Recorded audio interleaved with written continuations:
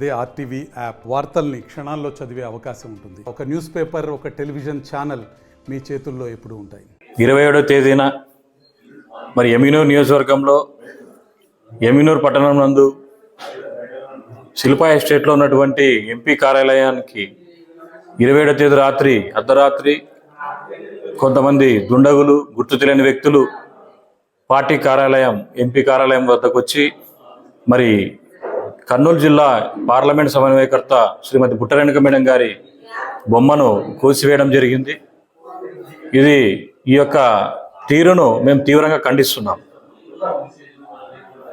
ఎందుకంటే బుట్టరేణుక మేడం గారు దాదాపు 2024 ఎలక్షన్స్లో రావడం జరిగింది. ఆమె ఎమ్మెల్యేగా నిలబడి ఇక్కడి నుంచి అతి తక్కువ మెజార్టీతో ఓడిపోవడం జరిగింది.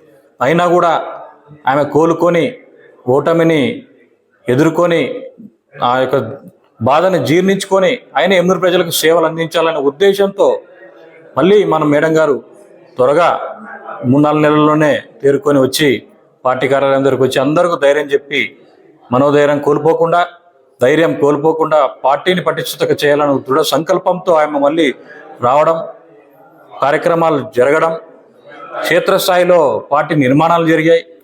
ఎంతోమంది ఈరోజు ఆమె నుండి పార్టీ పదవులు పొందారు.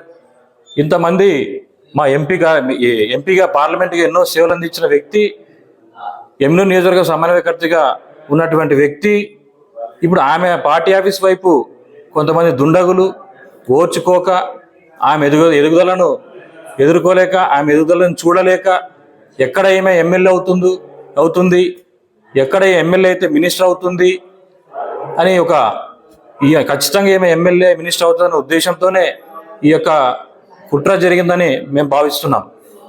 మేము 27వ తేదీ నైట్ జరిగింది, 28వ తేదీ ఉదయం చూసుకోవడం జరిగింది. మా పార్టీ ఎమినూరు నియోజకవర్గ పార్లమెంట్ ఇన్ఛార్జ్ శ్రీమతి బుట్టరేణుక మేడం గారికి మేము తెలియజేశాం. అలాగే బుట్టా ఫౌండేషన్ అధినేత, వైఎస్ఆర్ కాంగ్రెస్ పార్టీ సీనియర్ నాయకులు బుట్టా శివనీలకంఠప్ప గారు కూడా తెలియజేయగా ఆయన ఈరోజు రావడం జరిగింది.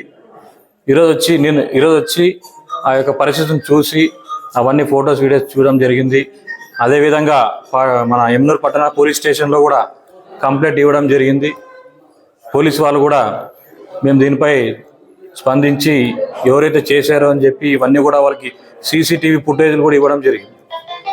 దాంట్లో కూడా వాళ్ళు చూసి ఆ యొక్క కుట్రదారులు ఎవరైతే ఉన్నారో వారి వెనకలు ఎవరున్నారో అవన్నీ పోలీసులు ఛేదించి మాకు నిగ్గు తేల్చి మాకు అందించవలసిందిగా పోలీస్ డిపార్ట్మెంట్కి కూడా మేము కోరుతున్నాం. గత 3 రోజుల కిందట మన మాజీ ఎంపీ బుట్టారేణుకమ్మ గారి పార్లమెంటరీ సమన్వయ కార్యకర్తగా మొన్ననే మన వైఎస్ఆర్ కాంగ్రెస్ పార్టీ అధినేత మాజీ ముఖ్యమంత్రి వైఎస్ జగన్మోహన్ రెడ్డి గారు నియమించడం జరిగింది. అందులో భాగంగానే పార్లమెంటరీ సమన్వయకర్తగా ఆఫీసు ఓపెన్ చేసుకొని ఆమె ఏవైతే 7 నియోజకవర్గాలకు ఉన్నాయో ఇక్కడికి వచ్చినప్పుడు అన్ని నియోజకవర్గాలను పరిశీలన చేసుకోవడానికి ఆఫీస్ ఓపెన్ చేసింది.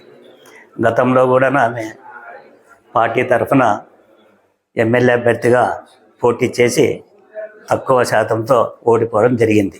కాకపోతే ఈ 2-3 రోజుల కిందట పార్టీ ఆఫీస్లో కొంతమంది ఆమె చేసేటువంటి సేవలు కావచ్చు, ఆమె మీద ఉన్నటువంటి ప్రజలకు ఎంతో అభిమానం ఉంది, ఇవన్నీ ఓర్వలేక కొంతమంది ఎవరనేది కరెక్ట్గా తెలియదు, అసాంఘిక వ్యక్తులు ఉంటారు, ఇటువంటి వాళ్ళు ఇటువంటి పని చేసింటారని అనుకుంటున్నాము.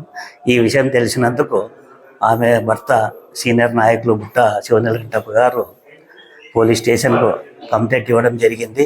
దీని మీద పోలీసులు తక్షణ చర్యలు తీసుకొని వారు ఎటువంటి వ్యక్తులైనా వాటి మీద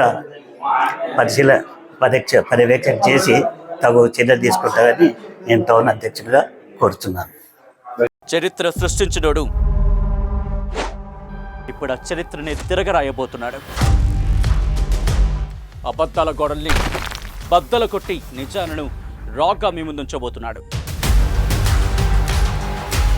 నిజమైన వార్తల కోసం వెంటనే డౌన్లోడ్ చేసుకోండి రా యాప్ని.